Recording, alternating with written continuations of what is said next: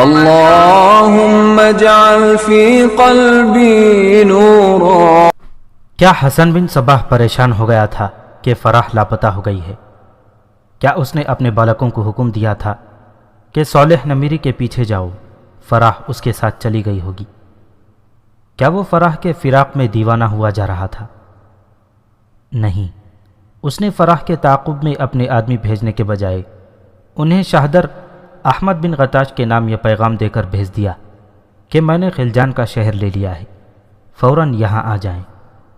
اس کی نگاہ میں ایک لڑکی کوئی ایسی اہمیت نہیں رکھتی تھی کہ اس کے جذبات میں ہلچل بپا کر دے۔ وہ ایک حسین لڑکی کو دوسروں کے جذبات میں ہلچل بپا کرنے اور دوسروں کو اپنے مقاصد کے لیے استعمال کرنے کا ذریعہ سمجھتا تھا۔ اس کی دنیا کی سرحد صرف ایک فراح کی محبت پر ختم نہیں ہو جاتی، وہ ستاروں پر کمندیں ڈالنے والا انسان تھا۔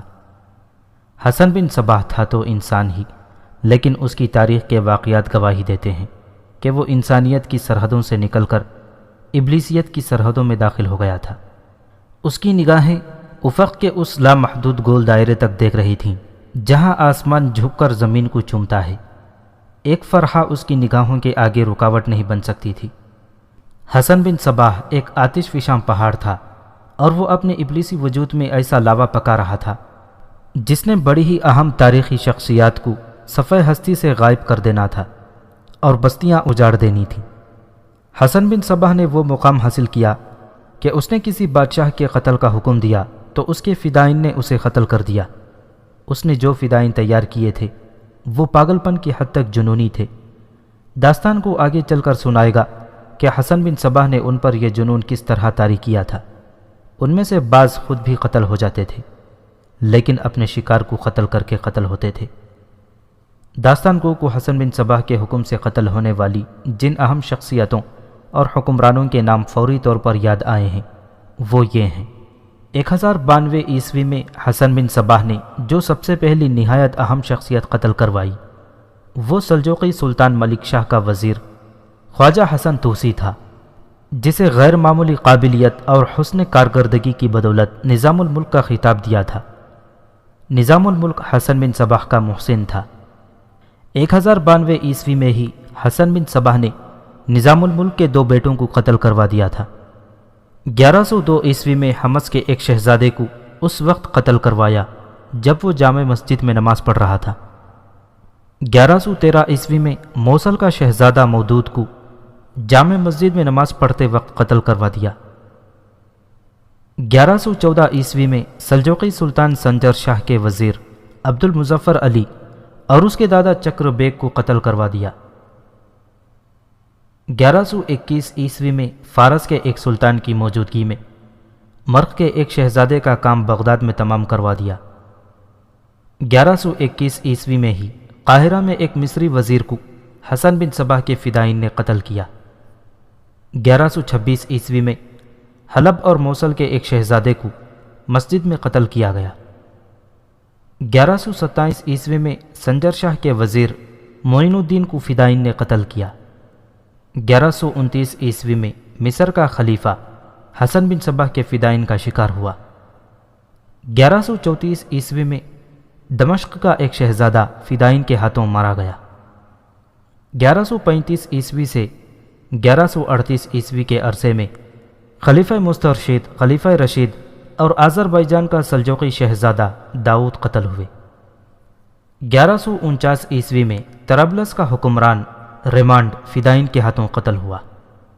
1174 عیسوی سے 1176 عیسوی کے عرصے میں حسن بن صباح کے فدائین نے سلطان صلاح الدین ایوبی رحمۃ اللہ علیہ پر 4 قاتلانہ حملے کیے اور سلطان صلاح الدین ایوبی ہر بار بچ نکلے۔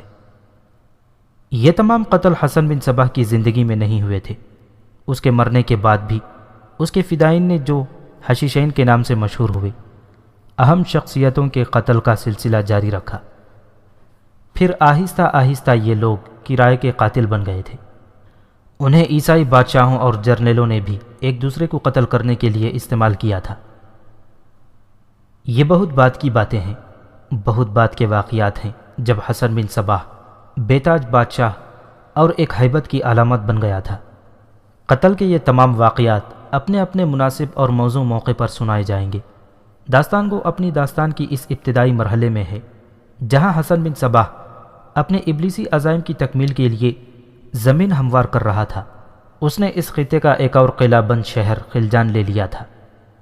اس کی نظر اب قلعہ علمود پر تھی جسے اس نے اپنا مرکز اور مستقر بنانا تھا۔ اتنے بڑے عزائم اور اتنے بڑے منصوبے میں فراح کی کوئی حیثیت نہیں تھی۔ یا مرشد، حسن بن صباح کے ایک خاص آدمی نے اسے کہا، یہ تو معلوم کر لینا چاہیے کہ وہ گئی کہاں۔ اگر وہ صالح نمیری کے ساتھ چلی گئی ہے تو خطرہ ہے کہ اسے بخیر و عافیت واپس لے آئے گی۔ وہ اسی کے ساتھ گئی ہے، حسن بن صباح نے کہا، اور اسی کے ساتھ مرے گی۔ صالح نمیری کے دماغ پر جس طرح خزانہ سوار ہوا ہے وہ واپس نہیں آئے گا۔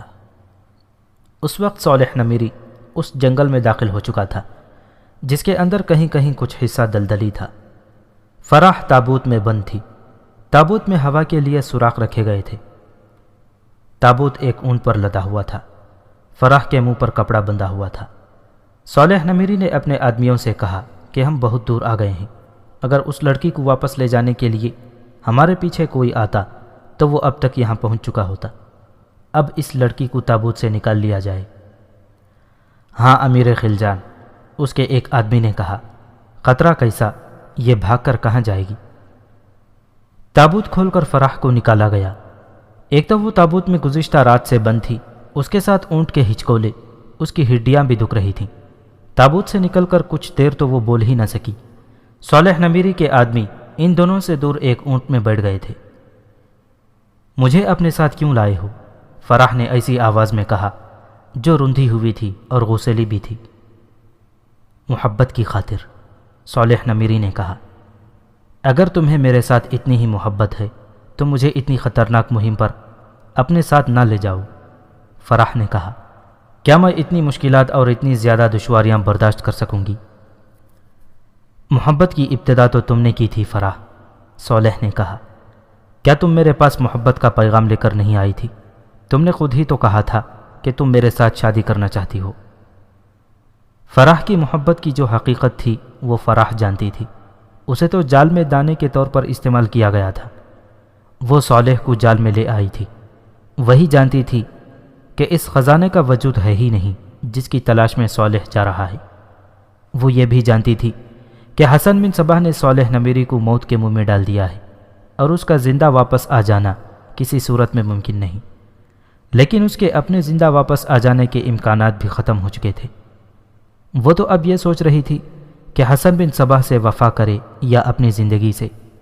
یہ عمر مرنے کی نہیں تھی جب اس کا شباب عروج پر تھا۔ صالح کے ساتھ اس نے بات کر کے دیکھ لی تھی۔ یہ شخص تو ایک چٹان تھا جسے اپنی جگہ سے سرکانا فراح کے بس کی بات نہیں تھی۔ اس کے سامنے ایک راستہ یہ تھا کہ صالح نمیری کو بتا دے کہ وہ ایسے دھوکے کا شکار ہو رہا ہے جس کا انجام موت ہے، اور وہ وہیں سے واپس چلا جائے۔ اور اگر وہ واپس نہ گیا تو وہ صرف مرے گا ہی نہیں بلکہ اس کا اتنا بڑا شہر خلجان اور قلعہ ہاتھ سے نکل جائے گا اور اس کا خاندان بھیکاری بن جائے گا۔ اس نے اس پر غور کیا تو اسے صاف نظر آنے لگا کہ اسے حسن بن صباح غداری کے جرم میں قتل کرا دے گا۔ اسے معلوم تھا کہ حسن بن صباح کا دل رحم اور بخشش کے جذبات سے خالی ہے۔ کسی کو قتل کرا دینے سے اسے روحانی تسکین ملتی تھی۔ فراح کے لیے ادھر بھی موت تھی، ادھر بھی موت۔ اسے یہ دیکھنا تھا کہ کون سی موت آسان ہے۔ اگر وہ حسن بن صباح سے وفا کرتی ہے تو وہ آگے آنے والے صحرا میں جھلس کر پیاس سے تڑپ تڑپ کر بڑی ہی اذیت ناک موت مرے گی، جل جل کر مرے گی۔ ایسی موت کے تصور سے ہی اس نے اپنے وجود میں لرزہ محسوس کیا۔ پھر اسے دوسرا خیال آیا، وہ صالح نمیری کو واپس لے جاتی ہے اور حسن بن صباح کو اس کی غداری کا پتہ چل جاتا ہے تو وہ اپنے ہاتھوں یا اپنے کسی آدمی کے ہاتھوں اس کا سر تن سے جدا کرا دے گا۔ یہ موت سہل ہوگی۔ وہ تو زندہ رہنا چاہتی تھی۔ حسن بن صباح نے اسے اعلی کار بنانا تھا اور اسے شہزادی بنا کے رکھا ہوا تھا۔ وہ نہیں چاہتی تھی کہ حسن بن صباح اس کے ہاتھ سے نکل جائے۔ وہ دیکھ رہی تھی کہ حسن بادشاہوں کا بادشاہ بنتا جا رہا تھا، لیکن زندگی بڑی پیاری ہوتی ہے۔ وہ تو سوچ سوچ کر بے حال ہوئی جا رہی تھی۔ کس گہری سوچ میں کھو گئی ہو فراح؟ صالح نے کہا۔ واپس جانے کا خیال دل سے نکال دو، دل میں اس خزانے کو رکھو جو ہم لینے جا رہے ہیں۔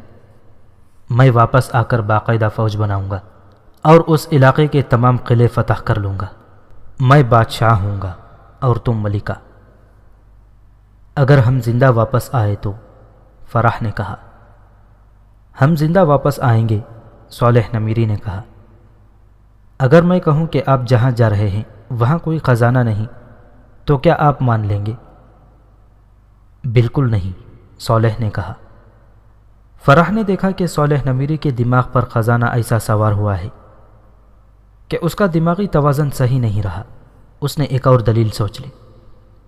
آپ تو بڑے پکے مسلمان ہوا کرتے تھے، فراح نے کہا۔ پتہ چلا تھا کہ آپ زاہد اور پارسا ہیں، اہل سنت ہیں، لیکن اس خزانے نے تو آپ کے دل سے خدا کو نکال دیا ہے۔ میں آپ کی کچھ نہیں لگتی، لیکن آپ مجھے اپنے ساتھ لے آئے ہیں صرف اس لیے کہ میں خوبصورت اور جوان لڑکی ہوں۔ میں جانتا ہوں تم کیا کہنا چاہتی ہو، صالح نے اس کی بات کاٹتے ہوئے کہا۔ مجھے آگے جانے سے روکنے کے لیے تم یہ کہو گی کہ مسلمان اپنے دلوں میں خزانے کا لالچ نہیں رکھا کرتے۔ تم مجھے خلفائے راشدین کی سادگی کی باتیں سناؤ گی۔ میری بات غور سے سن لو فراح، وہ وقت اور تھا، وہ مسلمان اور تھے۔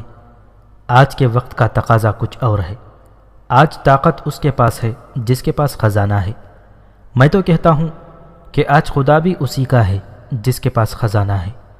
میں نے خدا کے آگے رکوع و سجود کرتے ایک عمر گزار دی ہے، لیکن خدا نے مجھے اس خزانے کا اشارہ نہیں دیا۔ اچانک اس کی آواز اونچی اور تحکمانہ ہو گئی۔ اس نے کہا، تم میری ملکیت ہو، تم اس سفر کی صعوبتوں اور خطروں کے اور موت کے خوف سے مجھے آگے بڑھنے سے روک رہی ہو۔ میں قلعہ خلجان کا والی اور امیر شہر ہوں، میرا حکم چلتا ہے۔ یہ 11 آدمی جو میرے ساتھ جا رہے ہیں یہ میرے حکم کے غلام ہیں، تم بھی میرے حکم کی پابند ہو۔ خزانے کے تو اپنے اثرات تھے، لیکن صالح نمیری کو فراح نے ایک پھول دیا تھا جس کی خوشبو کی اس نے بہت تعریف کی تھی۔ پھر فراح نے اسے روئی پر اسی خوشبو کا عطر لگا کر دیا تھا جو اس نے اپنی مونچھوں پر مل لیا تھا۔ وہ نہ جان سکا کہ یہ خوشبو حسن بن صباح کی ایجاد ہے، اور یہ خوشبو انسان کے خیالات کو بدل دیتی ہے۔ انسان تصور کو حقیقت اور حقیقت کو تصور سمجھنے لگتا ہے۔ فراح خاموش ہو گئی۔ دن ابھی آدھا گزرا تھا۔ صالح نمیری نے اپنے قافلے کو کوچ کا حکم دیا، اور یہ حکم بھی کہ تابوت کو توڑ دیا جائے۔ انہوں نے 4 گھوڑے فالتو ساتھ لے لیے تھے۔ سفر ایسا تھا کہ گھوڑے مر سکتے تھے۔ یہ 4 گھوڑے اس کی کمی کو پورا کرنے کے لیے ساتھ لے جائے جا رہے تھے۔ ایک گھوڑے پر فراح کو سوار کر دیا گیا۔ جنگل زیادہ گھنا ہوتا جا رہا تھا۔ اس میں اونچی نیچی ٹیکریاں اور سلوں والی چٹانیں بھی تھیں۔ جگہ جگہ پانی جمع تھا۔ چلنے کا راستہ مشکل سے ہی ملتا تھا۔ ہر 8-10 قدموں کے بعد دائیں یا بائیں مڑنا پڑتا تھا۔ اس طرح فاصلہ زیادہ ہی ہوتا جا رہا تھا۔ سورج افق کے پیچھے چلا گیا۔ جنگل اتنا گھنا تھا کہ شام بہت جلد تاریک ہو گئی۔ صالح نمیری وہیں رک گیا اور اپنے آدمیوں سے کہا کہ رات گزارنے کے لیے جگہ دیکھیں۔ تھوڑی ہی دیر میں ایک جگہ دیکھ لی گئی جو قدرے وسیع اور ہموار تھی۔ اس کے ارد گرد ہری سرسبز ٹیکریاں تھیں۔ گھنے درختوں نے شامیانے تان رکھے تھے۔ 2 مشعلیں جلا کر زمین میں گاڑ دی گئیں۔ صالح نمیری کا خیمہ نصب ہونے لگا تو فراح بگڑ گئی۔ میں الگ خیمے میں سوؤں گی، اس نے کہا۔ اپنے ساتھ چھوٹے خیمے بھی ہیں۔ آخر تم نے میری بیوی بننا ہے، صالح نے کہا۔ یہ تمہارا اپنا فیصلہ ہے۔ اگر تم میرے خیمے میں سو گی تو یہ معیوب فعل نہیں ہوگا۔ بیوی بن جانے تک آپ میرے لیے غیر مرد ہیں، فراح نے کہا۔ میں مسلمان کی بیٹی ہوں، میں اسلام کی پوری پابندی کروں گی۔ ایک چھوٹا سا خیمہ اور لگا دو، صالح نے حکم کے لہجے میں کہا۔ خیمہ گاہ میں 2 چھوٹے اور 2 بڑے خیمے کھڑے ہو گئے۔ بڑے خیمے 11 آدمیوں کے لیے تھے جو چھوٹے خیموں سے دور نصب کیے گئے تھے۔ دونوں چھوٹے خیموں کے درمیان فراح نے خاصا فاصلہ رکھوا لیا تھا۔ اس نے صالح نمیری کے ساتھ ایسی باتیں کی تھیں کہ یہ شخص اس سے متاثر ہو گیا، اور وہ فراح کو شرم و حجاب والی با اخلاق لڑکی سمجھ بیٹھا۔ اسے بتانے والا کوئی نہ تھا۔ کہ یہ لڑکی حسن بن صباح کی شاگرد ہے اور زبان کا جادو چلانے میں مہارت رکھتی ہے۔ فرح نے اسے اپنی محبت کا بھی یقین دلا دیا تھا۔ کھانا کھا کر سب سو گئے۔ دن بھر کی گھڑ سواری نے ان کی ہڈیاں توڑ دی تھیں۔ انہیں بے ہوشی جیسی نیند نے خوابوں کی دنیا میں پہنچا دیا۔ صرف فرح تھی جو جاگ رہی تھی اور نیند پر غلبہ پانے کی سر توڑ کوشش کر رہی تھی۔ وہ دوسروں کے سو جانے اور بہت سا وقت گزر جانے کی منتظر تھی۔ اس نے کچھ سوچ کر صالح نمیری کے ساتھ وہ باتیں کی تھیں جن سے وہ متاثر بلکہ مسحور ہو گیا تھا۔ چاند اوپر آ گیا۔ مشعلیں سونے سے پہلے بجھا دی گئی۔ جنگل اور صحرا کی چاندنی بڑی شفاف ہوا کرتی ہے۔ چاندنی کی کرنیں درختوں سے چھن چھن کر آ رہی تھیں۔ رات دبے پاؤں گزرتی جا رہی تھی۔ فرح اس دور کی لڑکی تھی جب عورتیں بھی اپنے مردوں کے دوش بدوش لڑنے کے لیے میدان جنگ میں پہنچ جایا کرتی تھیں۔ یہ الگ بات ہے کہ مرد انہیں پیچھے رکھتے تھے، لڑاتے نہیں تھے۔ اس وقت عورتیں بھی گھڑ سواری، تیغ زنی وغیرہ میں مہارت رکھتی تھیں۔ فرح تو خاص طور پر پھرتیلی اور چست و چالاک لڑکی تھی۔ نصف شب سے کچھ دیر پہلے فرح خیمے سے نکلی اور قریب کے ایک درخت کی اوٹ میں ہو گئی۔ خیموں کو باری باری دیکھا۔ ہر خیمے کے پردے گرے ہوئے تھے۔ وہ پیچھے ایک اور درخت کی اوٹ میں چلی گئی۔ وہاں اونچی گھاس تھی۔ وہ اس گھاس کے پیچھے ہاتھوں اور گھٹنوں کے بل چل پڑی۔ گھوڑے اور اونٹ خیموں سے کچھ دور ایک ٹیکری کے پیچھے باندھ دیے گئے۔ فرح خیموں سے دور چلی گئی تھی۔ گھاس، جھاڑیوں اور درختوں کی اوٹ میں وہ چکر کاٹ کر گھوڑوں تک پہنچی۔ زینیں وغیرہ گھوڑوں کے قریب پڑی تھیں۔ فرح نے ایک زین بغیر آواز پیدا کیے اٹھا لی اور ایک گھوڑے کی پیٹھ پر رکھ کر کس دی۔ پھر گھوڑے کے منہ پر لگام بھی چڑھا دیا۔ رکاب میں پاؤں رکھا اور گھوڑے پر سوار ہو گئی۔ اس نے گھوڑے کو فوراً اینٹ نہ لگائی تاکہ قدموں کی آہٹ نہ ہو، لیکن وہ زمین پتھریلی تھی، آواز پیدا ہو ہی گئی۔ رات کے سناٹے میں ہلکی سی یہ آواز اتنی اونچی سنائی دی کہ ایک آدمی کی آنکھ کھل گئی۔ اسے گھوڑے کی ٹاپ سنائی دینے لگی جو دور ہٹتے جا رہے تھے۔ وہ اپنے کسی ساتھی کو جگائے بغیر خیمے سے نکلا اور اپنے گھوڑوں کی طرف چلا گیا۔ ایک گھوڑا کم تھا، زینیں دیکھیں، ایک زین بھی کم تھی۔ ایک گھوڑا کوئی لے گیا ہے، اس نے بلند آواز سے کہا۔ اس کے ساتھی ہڑبڑا کر اٹھے اور باہر کو دوڑے۔ ادھر کچھ دور گھوڑے کے سر پر دوڑتے ٹاپ سنائی دیے۔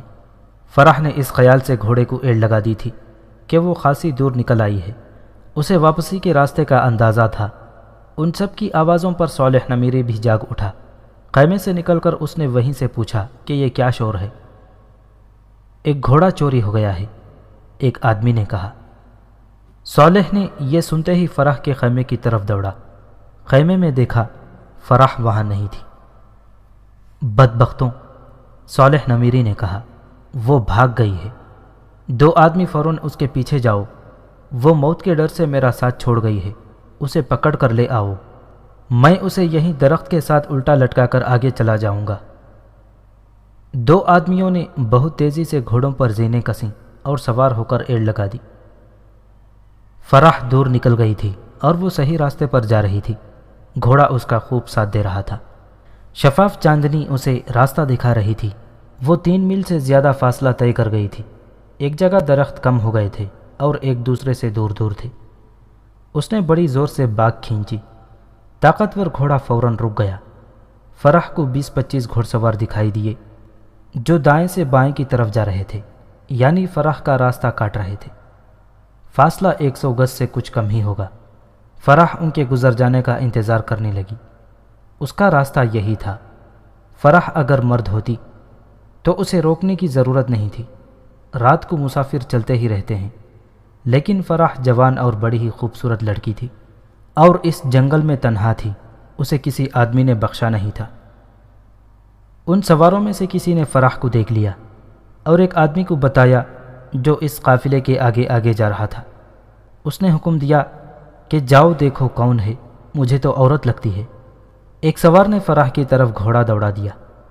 فرح نے اپنا گھوڑا ایک اور طرف دوڑا دیا۔ حکم دینے والے آدمی نے کہا کہ 2-3 اور آدمی جاؤ۔ 3 اور سواروں نے گھوڑے دوڑا دیے۔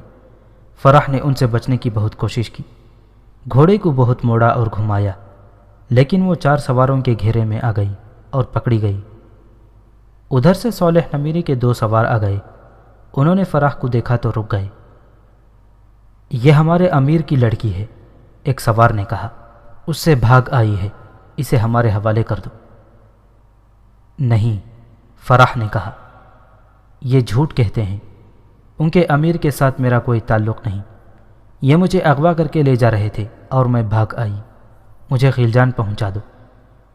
تم بھائیوں جاؤ، صالح نمیری کے ایک سوار نے کہا، یہ جس کی لڑکی ہے وہ خلجان کا امیر اور والی قلعہ ہے، ہم اسے اس کے حوالے کر دیں گے۔ فراح نے ان کے ساتھ جانے سے صاف انکار کر دیا۔ 4 سواروں نے صالح نمیری کے سواروں سے کہا کہ وہ واپس چلے جائیں اور اس لڑکی کو بھول جائیں۔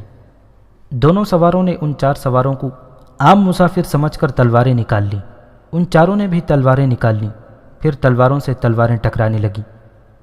تب ان 2 سواروں کو پتہ چلا کہ یہ تو بڑے ماہر تیغزن ہیں۔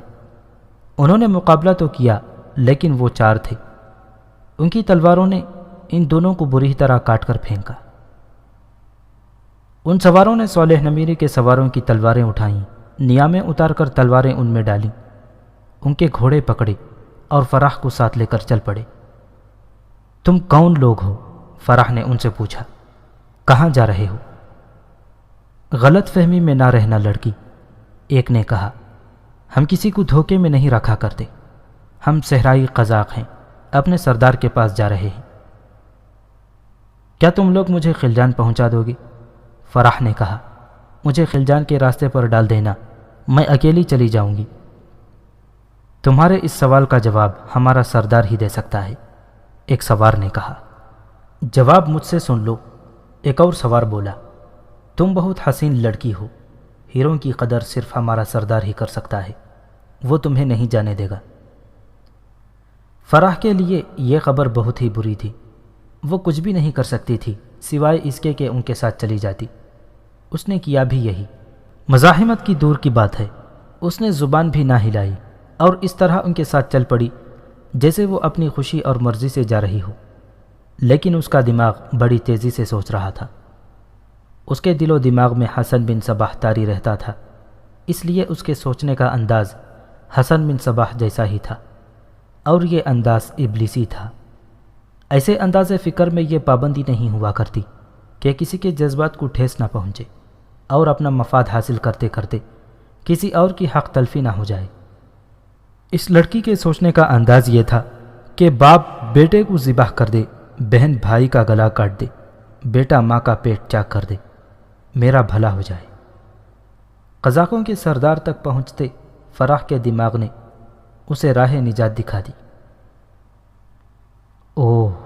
سردار نے چاندنی میں فراح کا چہرہ دیکھ کر حیرت زدگی کے عالم میں کہا، کیسے مان لوں کہ تو نسل انسانی سے ہے اور تو جہان دیگر کی پراسرار مخلوق میں سے نہیں۔ سردار لب و لہجے اور انداز تکلم سے عربی لگتا تھا، عرب یوں بات کیا کرتے تھے جیسے آزاد نظم سنا رہے ہوں۔ یہ کہتی ہے اسے امیر خلجان اغوا کر کے لے جا رہا تھا، ایک سوار نے کہا۔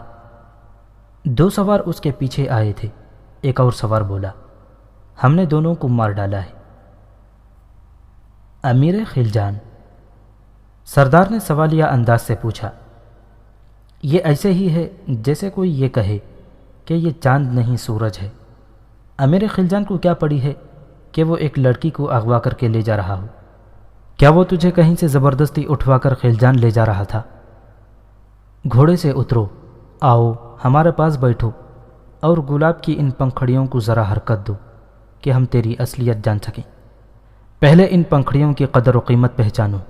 فراح نے سردار کا انداز تکلم بھانپ کر کہا، تم پتھروں کے سوداگر ہو، ہیروں کی قدر کیا جانو؟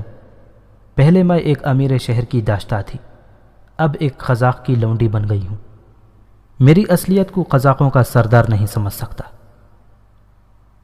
سردار نے فرمائشی قہقہا لگا کر کہا، میں چاندنی میں ہیروں کی طرح چمکتی ہوئی تیری آنکھوں کو دیکھ کر حیران ہو رہا تھا کہ انسان کے نطفے سے پیدا ہونے والی کسی عورت کی آنکھیں اس قدر مخمور اور سحر انگیز ہو سکتی ہیں، لیکن تیری زبان کا حسن ان نشیلی آنکھوں کے سحر سے زیادہ اثر انگیز ہے۔ میرے حسن کو ہی نہ دیکھ اے سردار، فراح نے کہا، میں تجھے ہفتے اقلیم کا شہنشاہ بنا سکتی ہوں، تیری ذرا سی ہمت کی ضرورت ہے۔ اب اپنی حالت دیکھ، اپنے آپ کو پہچان۔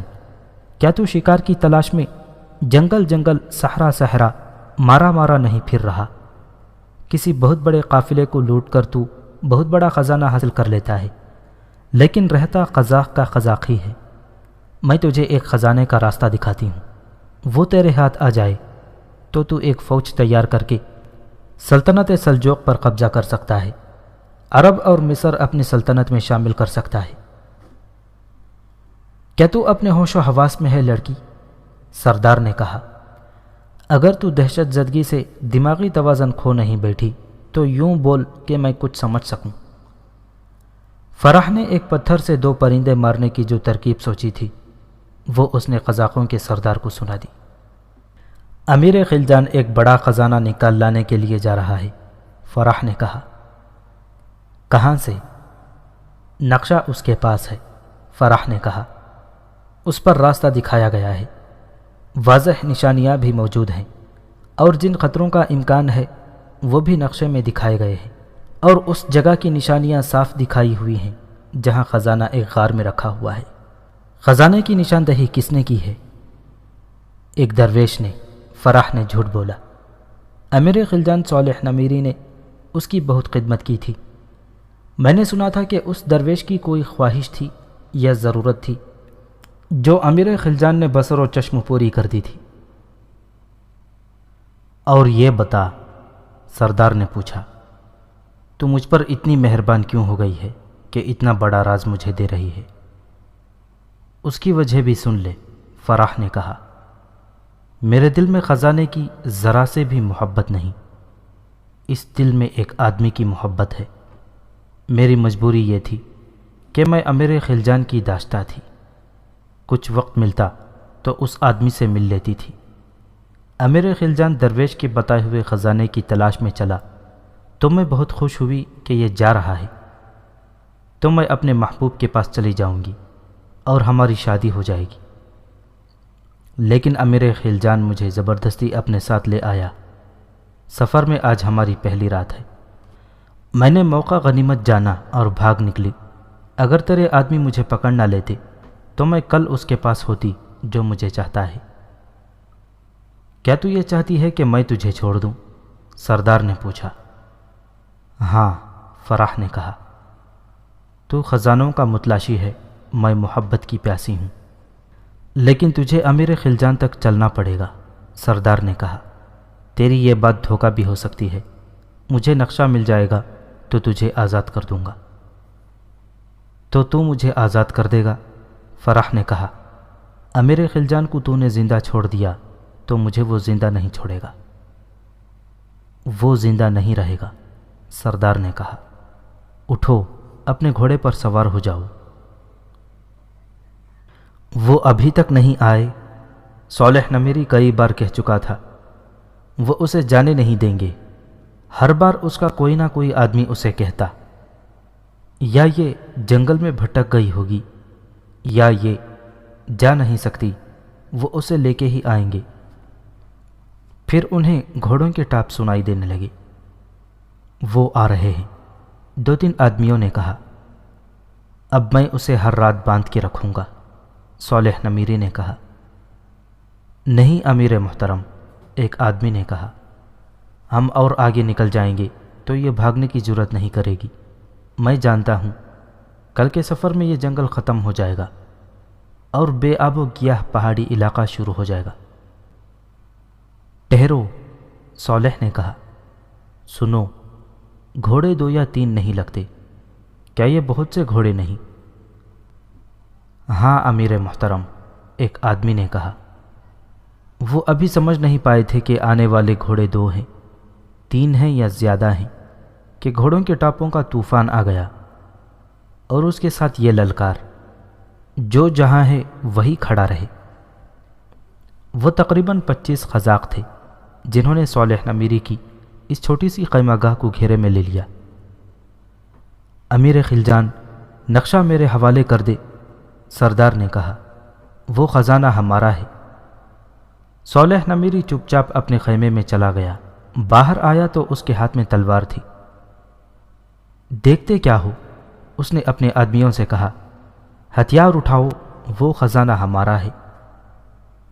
ایک بار پھر سوچ لے صالح، سردار نے کہا، ہم قزاق ہیں اور ہم زیادہ ہیں، نقشہ میرے حوالے کر دو اور زندہ واپس چلے جاؤ۔ صالح نمیری کچھ جواب دیے بغیر سردار کی طرف تیزی سے بڑھا۔ سردار کا گھوڑا اس کی طرف بڑھا۔ صالح نمیری تیزی سے بڑھ گیا اور سردار کے گھوڑے کے پیٹ میں تلوار اتار دی۔ گھوڑا بڑی زور سے ہنہنایا اور اچھلنے کودنے لگا۔ سردار گھوڑے سے کود آیا۔ صالح نمیری کے ساتھ اب 9 آدمی رہ گئے تھے۔ وہ جانباز قسم کے آدمی تھے۔ ان میں سے بعض نے تلواریں اٹھا لی تھیں اور بعض کے پاس برچیاں تھیں۔ ان سب نے جانوں کی بازی لگا دی، لیکن 9 پیادے 25 سواروں کا مقابلہ نہیں کر سکتے۔ معرکہ بڑا ہی خون ریز تھا۔ فرح الگ کھڑی دیکھ رہی تھی اور اپنی چال کی کامیابی پر بہت ہی خوش تھی۔ وہ اب بھاگ نکلنے کا موقع دیکھ رہی تھی۔ اس نے صرف یہ دیکھنا تھا کہ صالح نمیری مارا جاتا ہے یا بھاگ جاتا ہے۔ اسے اتنے گھمسان کے معرکے اور ادھر ادھر بھاگتے دوڑتے گھومتے موڑتے گھوڑوں میں صالح نمیری اور قزاقوں کا سردار نظر نہیں آ رہے تھے۔ لڑکی ادھر آ جا، فرح کو آواز سنائی دی۔ اپنے امیر کے خیمے تک آ جا لڑکی۔ فرح گھوڑے سے اتری اور صالح نمیری کے خیمے تک دوڑتی گئی۔ چاند سر پر آیا ہوا تھا۔ چاندنی بہت ہی صاف ہو گئی تھی۔ اس نے خیمے کے قریب صالح نمیری کی لاش پڑی دیکھی۔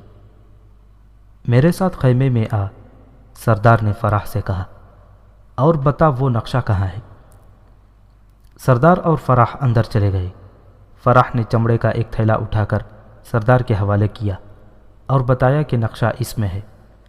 سردار تھیلا اٹھائے خیمے سے باہر آ گیا۔ تھیلے میں کچھ اور چیزیں پڑی تھیں جو سردار نے باہر پھینک دی۔ پھر اس میں سے نقشہ نکلا۔ فرح نے کہا، یہی ہے، اور وہ وہاں سے چل پڑی۔ کہاں جا رہی ہے تو؟ سردار نے اس سے پوچھا۔ تجھے خزانے کا نقشہ مل گیا ہے، فرح نے چند قدم دور رک کر کہا۔ سمجھ لے کہ تجھے خزانہ مل گیا ہے اور مجھے آزادی مل گئی ہے۔ ٹھہر جا، سردار نے کہا، میں اتنی جلدی تجھے آزادی نہیں دوں گا۔ تو مرجھایا ہوا پھول تو نہیں کہ بغیر سونگھے پھینک دوں۔ وہ قزاقوں کا سردار تھا، کوئی شریف اور معزز آدمی نہیں تھا کہ اپنے وعدے کا پاس کرتا۔ اتنی خوبصورت لڑکی کو وہ کیوں کر چھوڑ دیتا؟ فرح اپنے گھوڑے کی طرف دوڑی تو سردار اس کے راستے میں آ گیا۔ فرح دوسری طرف دوڑ پڑی۔ لڑائی ابھی لڑی جا رہی تھی۔ صالح نمیری کے آدمی مارے جا رہے تھے۔ انہوں نے مرنے سے پہلے کچھ قزاقوں کو بھی مار ڈالا تھا۔ فرح دوسری طرف دوڑی تو سردار اس کے پیچھے گیا۔ فرح اس کوشش میں تھی کہ وہ مرے ہوئے کسی آدمی کے گھوڑے تک پہنچ جائے۔ سواروں کے بغیر گھوڑے ادھر ادھر بکھر گئے تھے، لیکن سردار فرح کو کسی گھوڑے کے قریب نہیں جانے دے رہا تھا۔ فرح پھرتیلی تھی۔ وہ تیز دوڑتی خیمہ گاہ سے دور چلی گئی۔ سردار بھی تیز دوڑا۔ آگے اونچی اور گھنی جھاڑیاں تھیں جو باڑ کی طرح ایک دوسری سے ملی ہوئی تھیں۔ فرح ان میں سے گزر گئی، لیکن آگے دلدل تھی۔ وہ راستہ بدلنے ہی لگی تھی کہ سردار پہنچ گیا۔ فرح دلدل میں چلتی آگے چلی گئی۔ چند ہی قدم آگے گئی ہوگی کہ اسے ایسے لگا جیسے اس کے پاؤں تلے سے زمین نکل گئی ہو۔ وہ نیچے جانے لگی۔ سردار چیتے کی طرح اس پر جھپٹا اور وہ بھی نیچے ہی نیچے جانے لگا۔ یہ دلدل تھی جو ہر چیز کو اپنے اندر غائب کر دیا کرتی ہے۔ فرح اور سردار نے ایک دوسرے کو پکڑ لیا۔ فرح چیخ اور چلا رہی تھی۔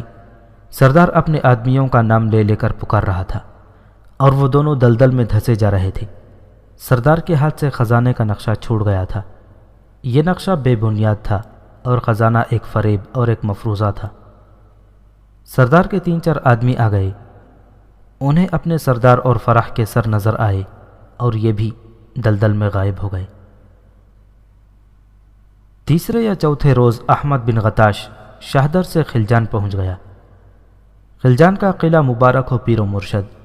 حسن بن صباح نے اس کا استقبال کرتے ہوئے کہا، کیا صالح نمیری کی واپسی کا کوئی امکان نہیں؟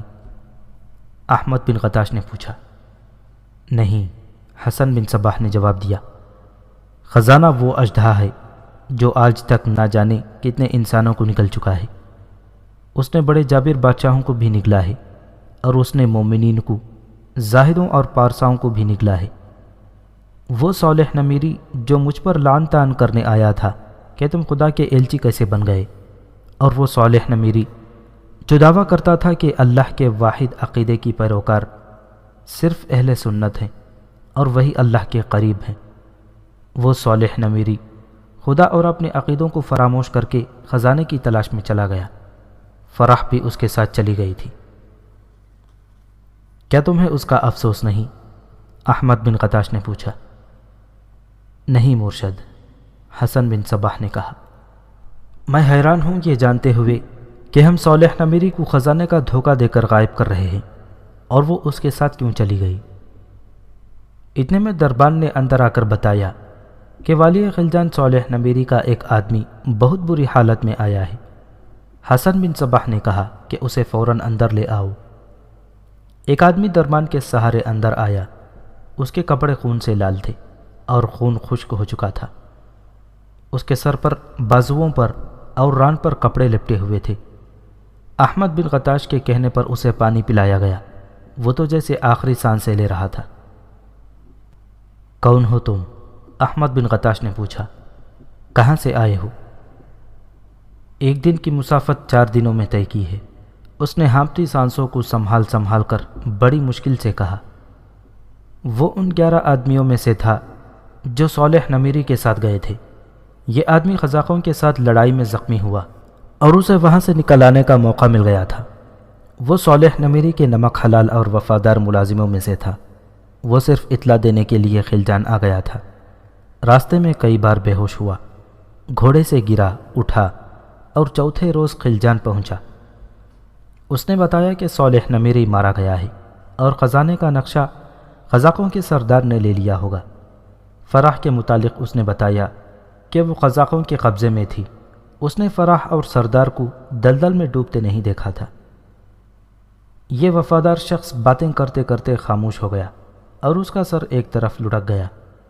وہ ہمیشہ کے لیے خاموش ہو گیا۔ حسن بن صباح نے کہا کہ اس کی لاش لے جاؤ اور دفن کر دو۔ اب یہ قلعہ ہمارا ہو گیا ہے، احمد بن غتاش نے کہا۔ اب بتاؤ حسن، اس کامیابی سے تم نے کیا سبق حاصل کیا؟ یہ کہ انسان نفسانی خواہشات کا غلام ہے، حسن بن صباح نے کہا۔ کسی بھی انسان کی ان خواہشات کو ابھار دو اور اسے یقین دلا دو کہ اس کی یہ خواہشات پوری ہو جائیں گی، تو اسے جس راستے پر ڈال دو وہ اسی راستے پر چل پڑے گا۔ میں تمہیں یہ سبق پہلے دے چکا ہوں، احمد بن غتاش نے کہا۔ ہر انسان کی ذات میں ابلیس موجود ہے اور ہر انسان کی ذات میں خدا بھی موجود ہے۔ یوں کہہ لو کہ انسان بیک وقت نیک بھی ہے، بد بھی ہے۔ عبادت کیا ہے؟ بدی پر غلبہ پائے رکھنے کا ایک ذریعہ، حسن بن صباح نے کہا، اور خدا کی خوشنودی حاصل کرنے کا ایک وسیلہ۔ ہم نے ہر انسان میں ابلیس کو بیدار کرنا ہے، احمد بن غتاش نے کہا۔ صالح نمیری پکا مومن تھا، زاہد اور پارسا تھا۔ تم نے اسے ایسے خزانے کا راستہ دکھایا جس کا وجود ہی نہ تھا۔ اس دھوکے میں فرح جیسی حسین لڑکی شامل تھی۔ تم نے دیکھا کہ اس شخص کی پارسائی اس طرح اڑ گئی جس طرح سورج کی تمازت سے شبنم اڑ جاتی ہے۔ تلبیس ابلیس، آئمہ تلبیس اور تاریخ ابن خلدون میں تفصیل سے لکھا ہے کہ احمد بن غتاش اور حسن بن صباح نے راتوں کو آئینوں کی چمک دکھا کر جس طرح لوگوں کو دکھایا تھا کہ خدا کا ایلچی زمین پر اترا ہے، اس کا اس وسیع و عریض علاقے کے لوگوں پر وہی اثر ہوا تھا جو پیدا کرنا مقصود تھا۔ حسن بن صباح نے لوگوں کو اپنی زیارت بھی کرائی تھی اور ایک خاص جڑی بوٹی کی دھونی اتنے بڑے مجمع کو دے کر لوگوں کے ذہنوں پر غلبہ حاصل کر لیا تھا۔ یہ تاریخ کی پہلی اجتماعی ہپنوٹزم تھی۔ اگر یہ ڈھنگ اختیار نہ کیا جاتا تو بھی لوگ اس کے قائل ہو جاتے، کیونکہ لوگوں میں توہم پرستی اور افواہ پسندی جیسی کمزوریاں موجود تھیں۔ حسن بن صباح نے قبیلوں کے سرداروں کو خصوصی اہمیت دی تھی۔ حسن بن صباح کے مبلغوں یعنی پروپیگنڈا کرنے والوں کا بھی ایک گروہ پیدا ہو گیا تھا۔ اس گروہ کے آدمی فقیروں اور درویشوں کے بھیس میں بستی بستی پھرتے اور خدا کے اس ایلچی کے نزول اور اس کے برحق ہونے کا پروپیگنڈا کرتے تھے۔ خلجان کا قلعہ بھی حسن بن صباح کے قبضے میں آ گیا تو یہ مشہور کر دیا گیا کہ امیر شہر صالح نمیری خدا کے ایلچی سے اتنا متاثر ہوا ہے کہ اس نے قلعہ خدا کے ایلچی کی نظر کر دیا ہے اور خود تارک الدنیا ہو کر کہیں چلا گیا ہے۔ مختصر یہ کہ حسن بن صباح اور احمد بن غطاش نے باطنی نظریات اور عقیدے پھیلانے کے لیے زمین کا خاصا خطہ حاصل کر لیا اور فضا اور ماحول کو اپنے سانچے میں ڈھال لیا۔ اب اس داستان کو واپس اس مقام پر لے جا رہا ہے جہاں حسن بن صباح خواجہ توسی نظام الملک کے پاس اسے ایک وعدہ یاد دلانے کے لیے گیا تھا۔ اس وقت نظام الملک نیشا پور میں سلطان ملک شاہ کا وزیر اعظم مقرر کیا جا چکا تھا۔ داستان کو یاد دہانی کی خاطر ایک بار پھر مختصراً بتا دیتا ہے کہ یہ وعدہ کیا تھا اور یہ کس طرح پورا ہوا۔ خواجہ حسن توسی جو بعد میں نظام الملک کے نام سے مشہور ہوا، تاریخ کی ایک اور مشہور شخصیت عمر خیام اور حسن بن صباح ایک مشہور عالم امام موافق کے مدرسے میں پڑھتے تھے۔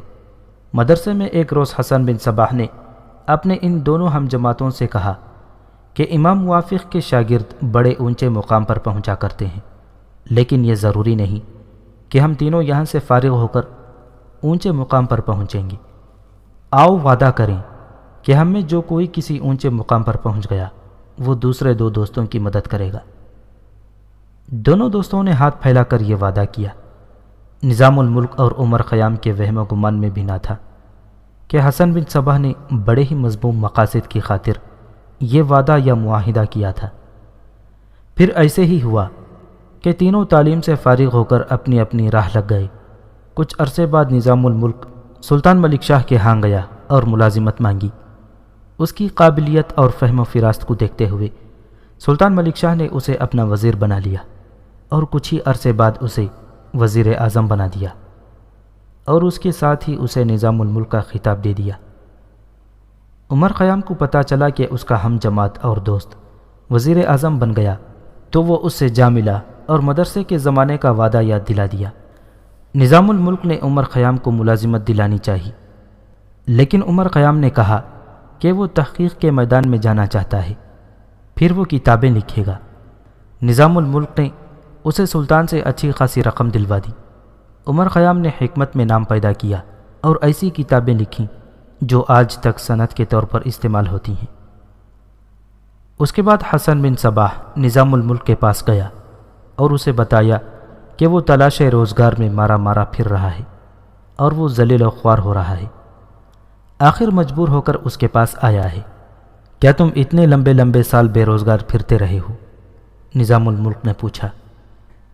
اگر کہیں روزی کا ذریعہ ملا بھی تو کچھ دنوں بعد ختم ہو گیا، حسن بن صباح نے کہا۔ مجھے تاجر بننے کا مشورہ دیا گیا، لیکن تجارت کے لیے سرمایہ کہاں سے لاتا؟ دکانداری مجھ سے ہوتی نہیں۔ میں تو روزگار کی تلاش میں مصر تک چلا گیا تھا، لیکن قسمت میں کہیں بھی ساتھ نہ دیا۔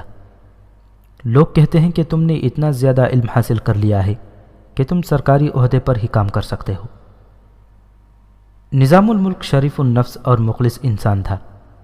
اس نے اپنے دوست اور ہم جماعت کو اس افسردگی، مایوسی اور تنگ دستی کے عالم میں دیکھا تو اس نے سلطان ملک شاہ کو بتایا کہ اس کا ایک دوست آیا ہے جو غیر معمولی فہم و فراست کا مالک ہے، اور اس کی تعلیمی سند یہ ہے کہ امام موافق کے مدرسے کا پڑھا ہوا ہے۔ ہمارے لیے صرف آپ کی رائے سند ہے، سلطان نے کہا تھا۔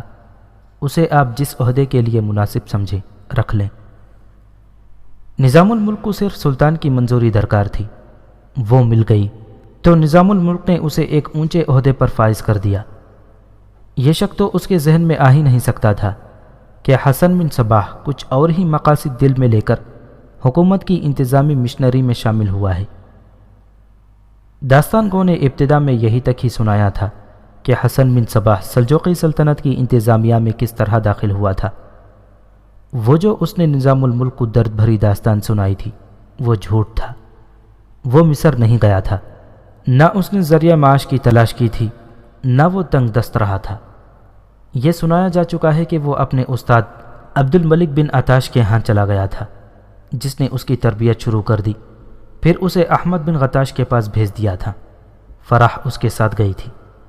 اس نے خلجان کا شہر لے لیا اور یہ کامیابی حاصل کی کہ لوگوں نے اسے خدا کا ایلچی یا خدا کی بھیجی ہوئی برگزیدہ شخصیت مان لیا۔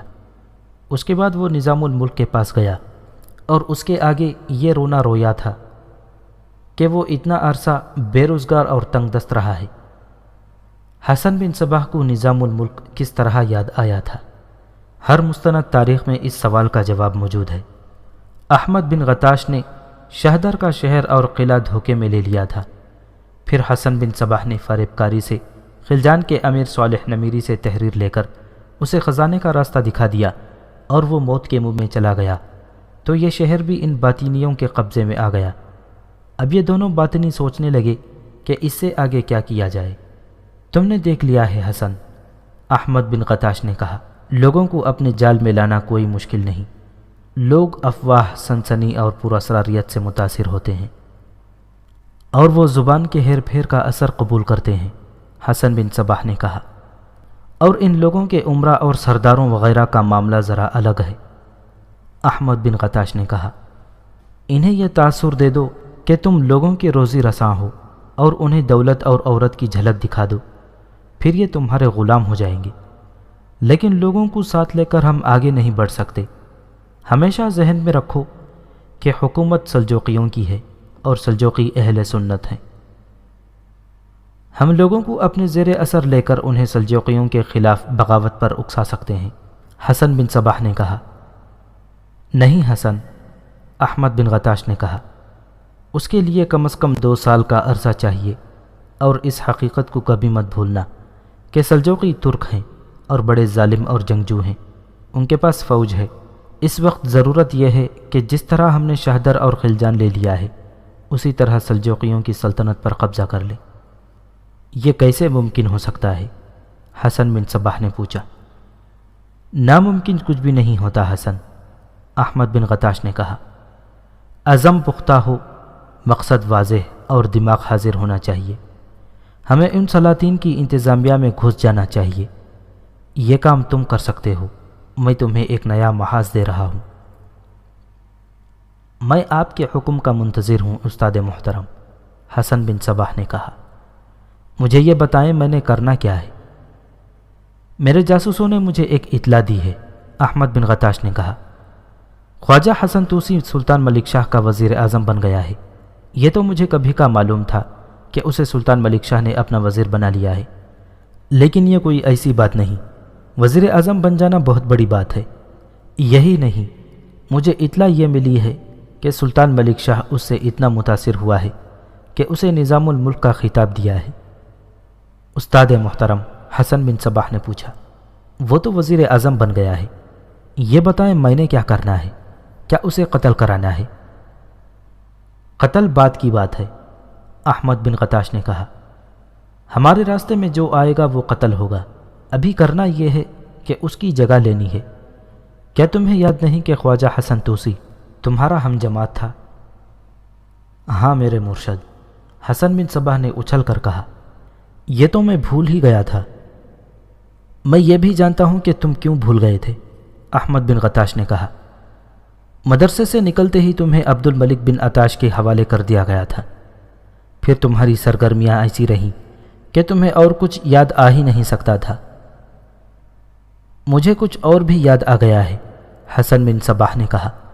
مدرسے میں ہم 3 دوست تھے، عمر، خواجہ حسن اور میں۔ ہم نے معاہدہ کیا تھا کہ مدرسے سے فارغ ہو کر ہم میں سے کسی کو کہیں بڑا عہدہ مل گیا تو دونوں کو کسی اچھے عہدے پر فائز کرائے گا۔ میرا کام تو آسان ہو گیا ہے، کل صبح روانہ ہو جاؤں گا اور خواجہ حسن کو اس کا وعدہ یاد دلاؤں گا۔